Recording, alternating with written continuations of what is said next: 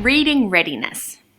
Hi, and welcome to Learning Life. Today, I want to talk about reading readiness, and really that is my child ready to read?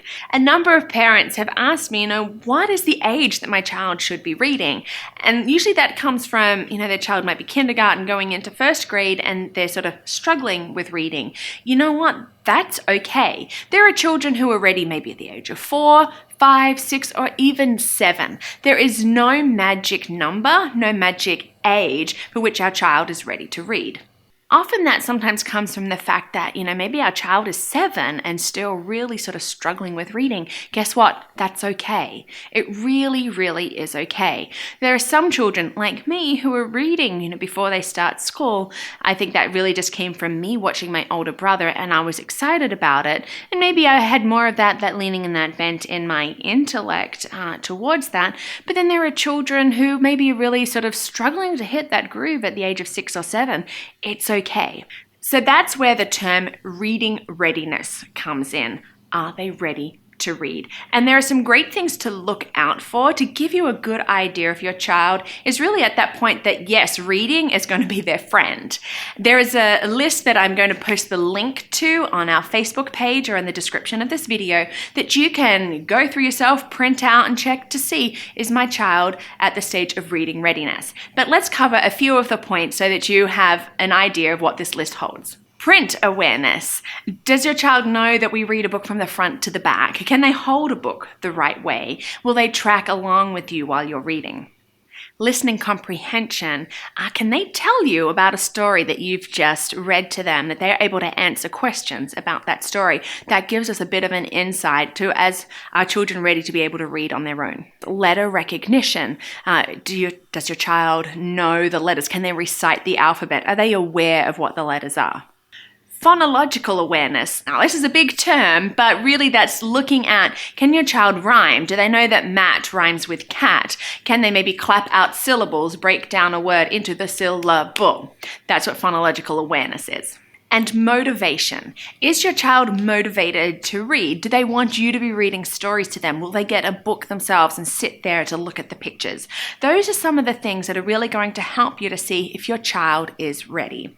And don't forget, there's no magic number. It's okay if your child is in kindergarten and really not ready to read. Every child is going to be different. So get out this checklist and look for it down the list yourself to just maybe give you that peace of mind of whether your child is ready to read or not. And my question for you this week is, what books did you enjoy reading as a child? Today, I want to tell you how to make something that's just a great, simple, easy tool that we can be using with our children at home, especially if they maybe need a little bit of a timeout or something to just help them to calm down. That is something that I find is really worthwhile when our children maybe just get overworked a little bit. It has different names. You can find it on Pinterest, on the internet. They can be called tantrum timers or the timeout bottle. Whatever it is that you want to call it, it's really easy and it's really cheap to make. I made one. It's just using a simple clear plastic bottle. I just used a leftover water bottle. You have hot water in there, and then you're going to use some clear glue. Tacky glue will make the water a little bit thicker. It'll allow the time, but it's really up to you. But you do want to be adding the glue because that's going to sort of thicken up the water. And of course you want glitter because, that's really is the key thing to this bottle. And so you have your hot water, your glue, and then your glitter, and then you seal it up. Now, I know people have used mason jars, like glass jars for this, but I'm not a big fan of glass and children because I want something that they can drop and it's really not going to explode everywhere. But so you have this. Your child needs a few minutes, just a time to calm down. It's also great for kids that just maybe need that sensory stimulus, something to help them focus. You shake it up.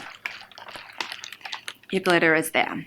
And so they can sit here and they can watch as it just settles and it settles to the bottom. It's fun. It's pretty to watch. This one, because of the glue that I used and the amount of glue, takes maybe about 2 minutes, which is great for our younger children. If you use a thicker tacky glue, it's going to take longer. You sort of want to maybe, do a bit of trial and error to make sure that you're getting the time right that you need for your child. But they can just sit and they sit until it settles to the bottom. And that gives you a few moments. You're not having to worry about counting like on a timer or being aware that they're just sitting and watching. And of course, it's great if they're not going to be listening to you. You just shake it and they have to start all over again, which is fun. Cheap, easy to make. It's okay if it gets broken or it gets lost. You can do whatever colors you want to do. You just need some water bottle, water, some glue and glitter, and you can make one of these for yourself. It's a great tool for your kids. Thanks so much for watching today. Don't forget to like us, give us a thumbs up, spread the word, share a video with your friends from here at Learning Life, and have a great day.